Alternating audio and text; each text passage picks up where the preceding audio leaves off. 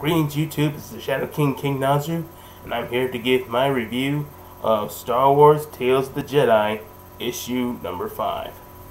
So, we are back with Nomi Sunrider, once again talking with her master, Master Thawne, who I can finally say that I remember his name now, over her preparation for being a Jedi. Nomi Sunrider still doesn't want to wield a lightsaber. She, because she still has PTSD of killing the men that killed her husband with it, and she wants. And Master Thawne says that she has to take the lightsaber because that's part of being a Jedi, and also there's going to be upcoming conflicts that you need to prepare yourself for. And she just keeps arguing against doing that, even going so far as to say that she wants to head back home and just be an ordinary person, not be a Jedi. But Master Thawne said that's no longer possible. Then the the men of Baba the Hutt finally come to the planet that Nomi Sunrider and Master Thawne were on and started attacking. And Master Thawne tells Nomi Sunrider to either use the lightsaber or use the Force, and she still doesn't want to use the lightsaber, and she doesn't feel that she knows how to use the Force properly. So, and she suggests that Master Thawne protect them, and he says, "Fine, you just go into hiding." And Master Thawne proceeds to surrender himself. But this is all a ploy just for to get Nomi Sunrider to go into action and finally embrace the full role of a Jedi. So yeah, Master Thawne is he's kind of a dick. But Nomi Sunrider, realizing she has no choice, decides to concentrate and use the Force, and has the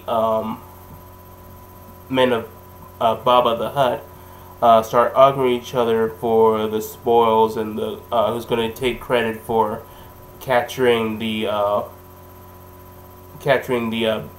Master Thawne, as well as getting the Deegan crystals that were stolen from him.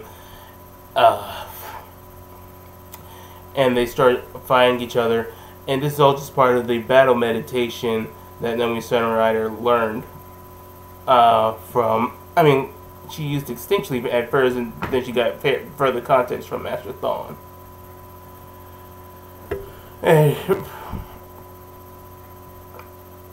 And then, well, once they started exhausting themselves from fighting each other, she finally grabs the lightsaber that Master Thawne offered. Her, and proceeds to fight alongside him and defeat the Baba the Hutt men, as allowing some of them to retreat.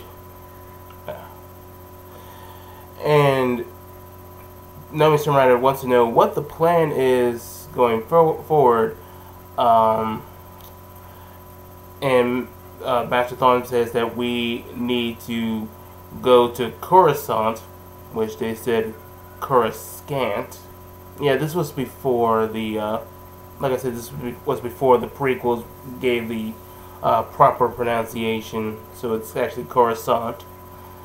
And they need to talk to the Republic, as they feel there's going to be trouble on Onderon. Now, this wasn't a very story-focused